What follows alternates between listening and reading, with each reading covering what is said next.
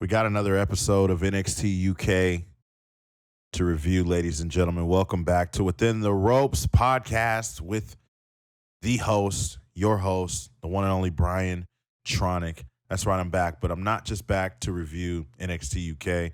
No. I'm also here to review Impact Wrestling. That's right, doubleheader, 2-in-1. I think I'm going to start doing NXT UK and Impact 2-in-1. It just seems right, seems better, fitting, I guess. It was a pretty cool episode of NXT UK. We're going to rapid speed through these reviews, and then we're going to get to Impact Wrestling. But first, before we get through it, I want to talk about the disappointing news that we got during the show. Unfortunate about the Walter and Dragunov match. We learned that WWE medical staff has confirmed Walter has suffered a severe injury to his left hand and has been deemed unfit to compete for his scheduled rematch with Dragunov. So they look, I don't know if he's actually injured or if they're saving this for fans or anything like that. I'm not sure, but I'm bummed because I was pretty excited to see this match, especially after they opened up the show with Triple H talking about the rematch and basically confirming that it was going to happen. They had a press conference during the press conference and got pretty intense. Walter told Dragunov that he's a fantastic athlete, but he does not have the mental ability to step up to his level. Dragunov says he hates Walter and that he broke something inside of him, and he says he's going to break him next week and take the NXT UK Championship. They got in each other's face. Dragunov looked like he was about to cry. Walter was looking like he was like the older brother that kept telling his little brother, like, you just don't got it. You just don't got it. You'll get better. Like, it just looked like that type of situation. I was ready for it. Much anticipated part 2 of this crazy rival that these guys have, but unfortunately, we're not going to see that next week. I don't know. Maybe they are waiting for fans. Maybe he is legitimately injured. Who knows? But the first match we got on the NXT UK card was Ashton Smith and Oliver Carter versus Teoman and Rohan Raja. During this match, Ashton and Teoman start the match off before Oliver and Rohan come in, and Oliver gets distracted by Teoman from the apron before Rohan hits a Uranagi and tags Teoman back in before the two isolate over until he gets the hot tag. And Ashton, who runs over Teoman, drop kicks Rohan off the apron. Ashton then clotheslines Teoman before Rohan and Oliver come back. And Oliver hits an axe kick for another near fall that Teoman breaks up before Teoman takes out Ashton. And Rohan hits Oliver with a flatliner before Teoman submits him with a crossface for the W. And I was quite surprised about the winners of this match. Teoman and Rohan look like your usual or your typical NXT UK tag team. They kind of remind me of Imperium or something. I don't know. They just kind of look the same. They're a tag team. They sort of wrestle the same. Even like with Gallus, like, you know, those guys, I mean, aside from Mark and Joe, Wolfgang, you know, they all look alike. But it is what it is. We got a backstage segment from or an interview, rather, or a discussion between A-Kid and the assistant to the general manager, Sid Scala. A-Kid said he wants to fight Jordan Devlin in an Iron Man match. And it looks like Sid agreed to it, so it looks like we're going to get A-Kid, Jordan Devlin again in an Iron Man match, 30 minutes. And I'm okay with that. I don't know if they're going to wait because it looks like he's injured. I don't know if they're going to wait until fans are back from that too, or fans are back for that. I'm not sure. I don't know how that's going to work. We get a video package promo by Valkyrie, and then we get a promo by the hottest tag team champions in all of pro wrestling, in my opinion. Pretty Deadly. Pretty much agreeing to the tag team match that is set up and is supposed to happen soon. Pretty Deadly versus Subculture. and I don't even know what the question is. I seen something on social media, and it's just like, can Pretty Deadly beat? Of course, Pretty Deadly can beat Subculture. Absolutely, 100%. Why would you not think that Pretty Deadly can beat Subculture? Come on, man. So I'm ready for that match as well. That's another match. Look, Pretty Deadly, they're great.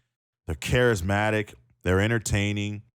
They remind me of all the great characters like Edge and Christian, DX, Morrison and Miz, just to name a few. And they're damn good in the ring too. We get the NXT UK Women's Championship match. Meiko Satomura against Amale, the French Hope. When this match starts, the two lock up before Meiko backs Amale into the ropes for the break before taking Amale down with a side headlock takeover before grounding her and stretching her out. She gets to her feet and then hits Meiko with a swinging neck breaker for a 2 count. Meiko sends her down and super kicks her before finishing Amale with the Scorpio Rising for the pin and the 1, 2, 3. Meiko Satomura defeats the French Hope Amale to retain the NXT UK Women's Championship. And a good match. Good showing for Amale. Doesn't look like they're taking the NXT UK Championship away from Satomura anytime soon. But she's got a lot of competition. She's got quite the field there in the NXT UK Women's Division. So I'm excited to see who's next. I'm excited to see what they do and what happens with Satomura. Looks like she's going to get that Oscar treatment in NXT UK. After that match was when they broke the news and said that there was an altercation between Walter and Dragunov backstage, which led to Walter's hand being injured. I would like to see the footage. It would have been nice. You know? Was it a fight between them two? Was it Walter punching the wall? Like, what was it? I don't know. In the main event of the show, we get the NXT UK Heritage Championship / Cup Trophy match. Tyler Bate with Trent Seven going up against Mark Coffey with Wolfgang. Round 1, we got Mark backing Tyler into the ropes for a clean break before they exchange arm drags. Wrist locks. Mark takes him down, goes for his leg before Tyler gets to the ropes for a break before Mark controls Tyler with a wrist lock on the mat as the round ends with no one scoring a fall. Round 2 starts off with the two exchanging hammer locks and standing switches before Tyler sends Mark out of the ring and through the ropes repeatedly until he rolls him up for the 2 before getting the first fall off of a reverse clutch. Tyler Bate goes up 1-0. In round 3, Mark immediately takes Tyler down with a side headlock takeover before Tyler gets to his feet. Mark drops him with a shoulder block before Mark counters a rebound lariat and pancakes Tyler before dropping him with a stiff forearm and hitting a side Russian leg sweep and eventually pinning Tyler for a second fall as round 3 ends and it is tied. It's evened up. Mark Coffey 1, Tyler Bate 1. Round 4, Tyler goes right for Mark with strikes as soon as the round begins before Mark hits a side slam for a 2 count before Tyler gets 2 off of a crucifix bomb. So a bunch of near falls in this match. It was very, very aggressive, extremely hard hitting, which is one of the things I love about NXT UK still, staying to their roots, staying authentic. Standing shooting star press coming from Tyler Bate for a 2 count before hitting an airplane spin, and Mark can barely make it back to his corner. We finally get to round 5. Trent fans Tyler as Wolfgang cools off Mark and gives him water before Mark kicks Tyler away. When he then takes him down before sending Tyler into the post and rolling him up for another 2 count before missing an enziguri. Tyler Bate then rocks him with a jab before Mark Coffey counters, and he counters the Tyler driver 97. Tyler then hits a rebound lariat and a rolling kick before hitting the Tyler driver 97 for the pin and the W to retain the NXT UK Heritage Cup Trophy Championship by defeating Mark Coffey. I like this style. I like it. This match I felt was better than the Heritage Cup title match last week. I just think they have amazing chemistry. Gallus and Mustache Mountain. After the match, Tyler Bate, Trent Seven, Wolfgang, and Mark Coffey would all come face to face, and they would eventually shake hands. And so it looks like maybe the war between the two is over. These guys have been going at it for a long time. I believe they fought each other in the qualifying match to crown the NXT UK Tag Team Champions. So, like I said, man, it was a good match. Solid show. Really, really decent 1 hour show. No Blair Davenport this week, but I'm sure we'll be seeing Blair Davenport soon, considering that we just had an NXT Women's or UK Women's Championship match. Satomura was successful in defending that, so I'm pretty sure we'll be seeing Davenport pretty soon. Pretty deadly. Like I said, they obviously made it clear that they intend to defend their NXT UK Tag Team Championships against Subculture next week, so we will see that. We're also going to have Supernova Sessions with the Scottish Supernova Noam Dar, and his guest is going to be Jenny Couture and Joseph Connors. So some things scheduled. I mean, unfortunately, we're not going to get the NXT UK Championship, but that's okay. I mean, I'm sure it's for good reason, whether he's injured or they want fans back or who knows. I don't know. Maybe we'll find out some more info on that in the coming days, maybe in the next week or so.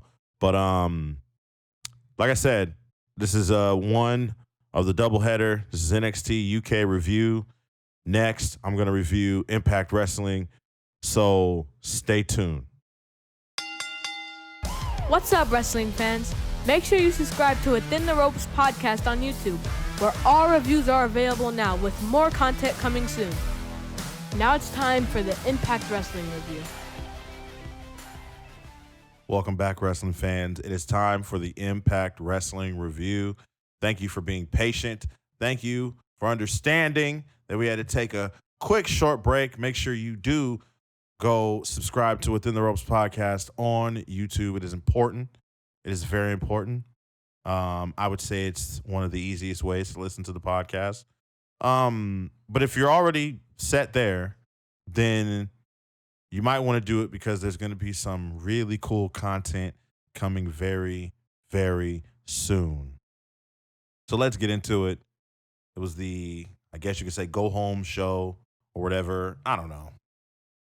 The Impact Wrestling before Slammiversary. I don't know what you want to call it. The go home show. They opened up tonight's show with a phone camera promo by Sami Callihan. He is challenging for the Impact World title held by the one and only Kenny Omega at Slammiversary this Saturday. You know he was talking his shit. I don't think he's winning though. The first match we got tonight, the first bit of action, we got Tenille Dashwood and Kaleb versus Jordynne Grace and Rachel Ellering. And I'm just going to come out and say right now that Jordynne Grace carried this entire match. Carried. When I say carried, I mean carried. Like Tenille Dashwood to me still looks like, all right, I'm not going to say it. I'm not going to do that. I'm not going to do that. Tenille Dashwood isn't that bad. She ain't that bad. She's actually one of the best women's wrestlers out there. But I don't know. I think Kaleb with a K, I think Kaleb threw it off. I think he really threw it off. It just didn't feel right with him. I don't know. Rachel Ellering still looks like she need to be working in the Performance Center because the fluidity and the way she moves and everything, it just don't work. It don't flow for me. It don't flow. How y'all supposed to be the knockouts and y'all ain't knocking nobody out? Let me not go too far. Shout out to Jordynne Grace though, because she carried this entire match. Jordynne and Kaleb will start things off. Jordynne Grace drops Kaleb repeatedly for a 2 count before he rolls to the corner and tags in Tenille Dashwood. She's immediately doubled up by Jordynne Grace and Rachel. They cover for a pin, but only get to 2 count. Kaleb pulls Tenille out of the ring. And then they to go to leave before Jordynne and Rachel stop him right at the ramp, hit the stereo spine busters. Tenille Dashwood takes control eventually and chokes Rachel in the ropes before Kaleb hits a running splash in the corner for another 2 count. Tenille misses a running elbow drop. Kaleb does another running splash in the corner before Jordynne Grace gets to the hot tag and then drops Kaleb with a discus clothesline. Discus or discus? Discus clothesline. Jordynne hits a sit-out power bomb for a near fall. Tenille breaks it up before Jordynne hits a Vader bomb. Rachel, a diving leg drop. It was like one of those twisty-turny diving leg drops. It was pretty fucking cool. That's one of the things that I was impressed from Rachel, but it looked like Jordynne was just orchestrating the entire match. Just looked more like a pro out there than her partner and one half of the opponent. Go for the cover there for a near fall. Kaleb sends Jordynne and Rachel into each other before he super kicks Jordynne and everyone hits a move. Everybody hits a move until everybody's laid out in the ring. Jordynne Grace then hits a suicide dive before Kaleb hits several slams. Jordynne counters a Death Valley driver and knocks Tenille off of the apron before she and Rachel double team Kaleb for the pin and the win. And your winners of this match is Jordynne Grace and Rachel Ellering. Like I said, man, Jordynne Grace was pretty much carrying this entire match. Rachel was a little bit slow to me. Kaleb was just whatever. Kaleb with a K. And Tenille, I don't know, man. I don't know what the fuck they doing. I don't know what's going on. We get another video package promo by Sami Callihan right before they head to commercial there. Then we get a video package or promo or a segment backstage, rather, with the Knockouts champion, Deonna Purrazzo. She's in Scott D'Amore's office, and I thought this whole interaction was interesting. She says that there's no upside to signing a contract and not knowing who your opponent is. Scott tells her that she doesn't have to sign it if she doesn't want to. Deonna then goes on to say that she's fed up with Impact Management. She talks about the respect and starts naming all of her accomplishments in the division. She says there is no knockouts. There is no divisions. I beat them all. Scott D'Amore says, I know sometimes things around here get to be a little bit of a hot mess, but Slammiversary is truly going to be iconic. We're in Nashville here. Might be a little hardcore country. Then he goes on to say that no matter what, it's going to be a great night. He starts to laugh as he leaves the room. Deonna says, "You're really not going to tell me who my opponent is?" Scott says no. Tommy Dreamer then pops out of nowhere and says, "By the way, we still haven't hired that person." Or whatever. I don't know.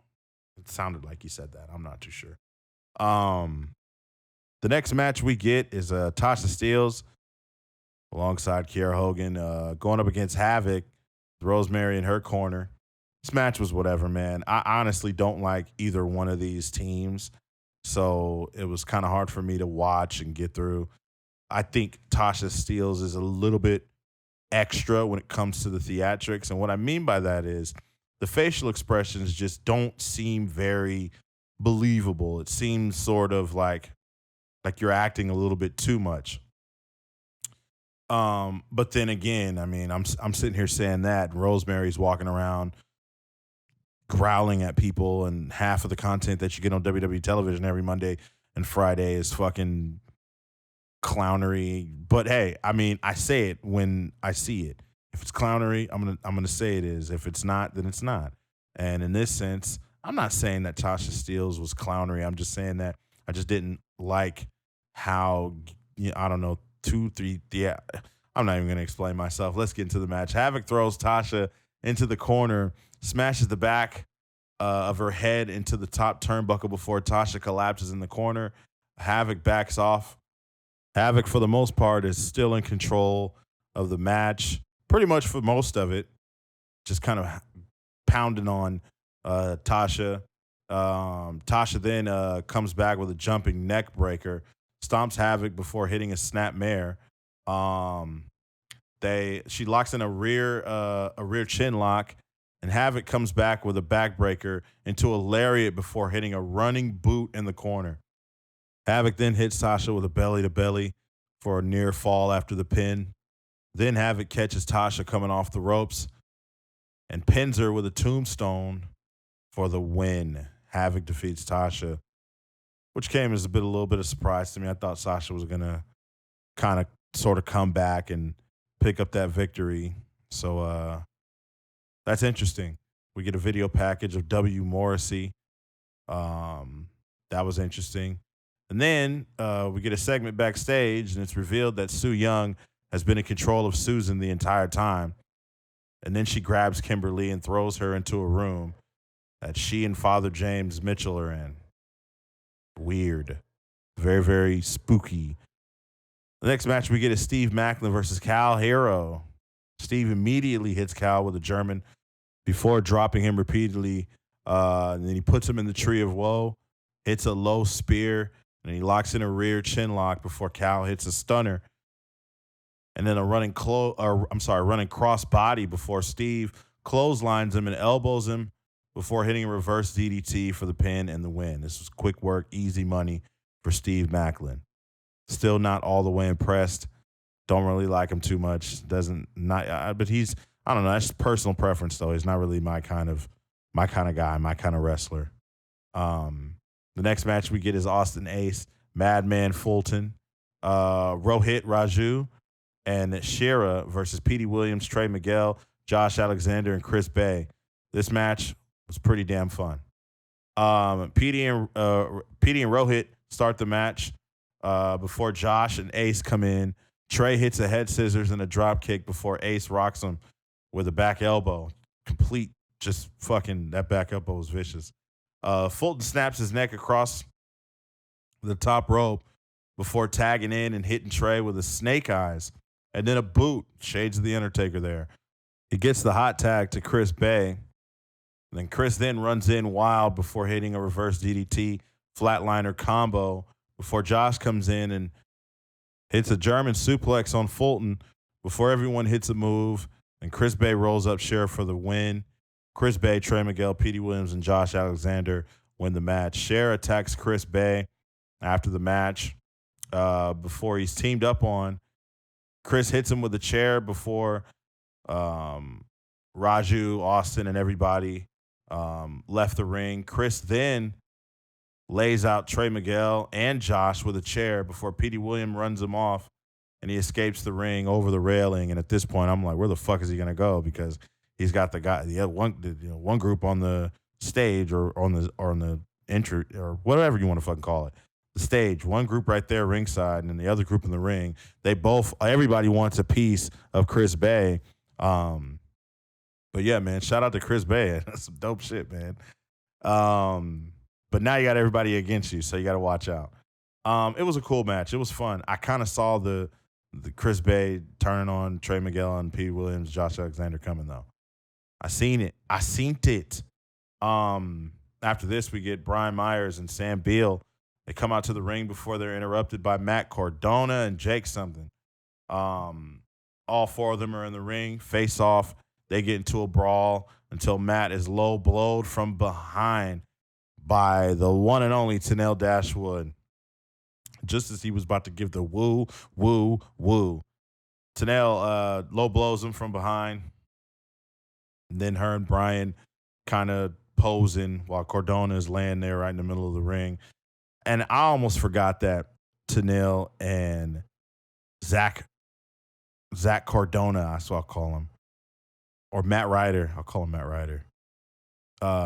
Matt Ryder and Tenille used to date.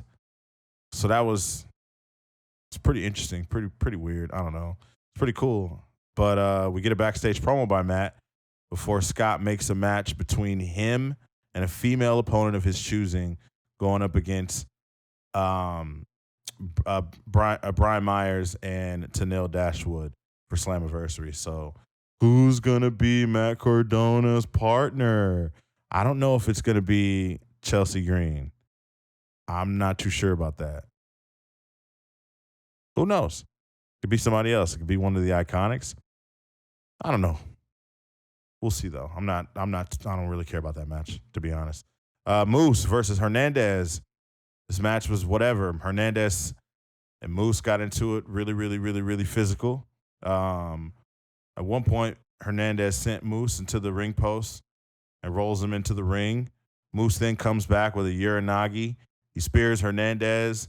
He pins him for the 1-2-3, and that was pretty fucking quick. Moose defeats Hernandez. And then after the match, I said Moof. What the fuck is a Moof? Moof, oh my God, I said it again. That's his name, Moof. His name is Moof now. Moof stomps Hernandez's foot into a chair before Moose is attacked by Chris Sabin. Chris Sabin looking old as hell. Moose flees up the ramp. Gotta wait till Slammiversary, dog. You ain't finna get your hands on me, brother. Get your sticky hands off me, dog. It's pay-per-view, nigga. Got to pay for this. Right? We get a video package promo by Kenny Omega and Don Callis ahead of Kenny's title defense at Slammiversary. Same old same, nothing different there. And then we get the main event. Jordynne alongside him would be Violent by Design. Fala Bala with TJP. Doc Gallows with Carl Anderson and Willie Mack with Rich Swann. I don't know what they called this. They called this the heavy hitters or the big guys match. All the fucking big guys, basically, that are involved in this tag team championship match at Slammiversary fought each other. The four pair get into a brawl before Joe and Willie brawl at ringside. And Falaba hits Doc with a running splash in the corner. And then a running hip attack before choking him in the ropes. Joe sends Ba out of the ring before going out after him. Doc drops Willie with a big boot at ringside.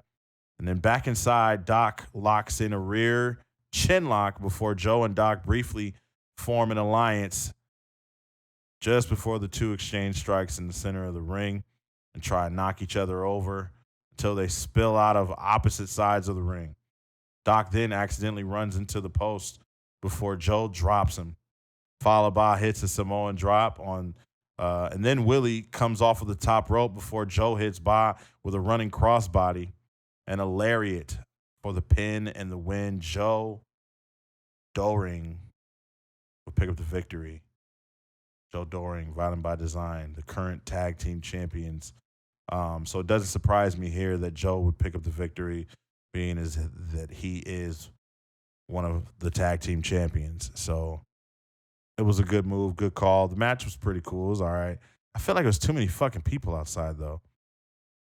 Took away from the match for me. Sometimes shit like that takes away from the match when there's too many damn people outside and it's not a lumberjack match. That was the Impact Wrestling review. Like I said, it was an okay show. It wasn't the best, but it wasn't the worst either. It was much better, in my opinion, than last week. And hopefully it gets better, man. Slammiversary this Saturday. I'm probably going to drop some predictions before Saturday, probably tomorrow. It's going to be fucking crazy tomorrow. SmackDown, I'm going to do Impact predictions. And then Saturday, I'm going to come back with the Impact Wrestling Slammiversary review. And then I'll drop the Money in the Bank predictions. And then Sunday, Money in the Bank. So should be dope. Make sure you guys follow Within the Ropes on all socials. That's at Within the Ropes. And then subscribe to the YouTube page. Okay? Please. All the episodes of Within the Ropes are on there. Every single review. Going to be dropping more content on the YouTube soon. I think that's it, man. Yeah, it was a cool Thursday. Smooth Thursday. Some good wrestling. Tomorrow's going to be another big night. Or today, depending on if you're listening. SmackDown. Houston, Texas. I can't wait. I'm super excited. Hopefully, you know, the set looks nice. They were supposed to be getting new sets. Hopefully the crowd's going crazy. Houston, you guys showed up for AEW. Make sure you do, or Texas, rather. Texas, you showed up for AEW. Please show up for WWE, and let's make this a fun and enjoyable show. Again, follow the socials at Within the Ropes on Twitter and Instagram, Facebook.com/Within the Ropes Podcast. Follow my personals at Brian Tronic. And then that's it. I'll see you guys, or I won't see you guys, but you'll hear me tomorrow because I will drop more and more and more and more and more reviews and more and more and more content on the way. Have a good night, wrestling fans.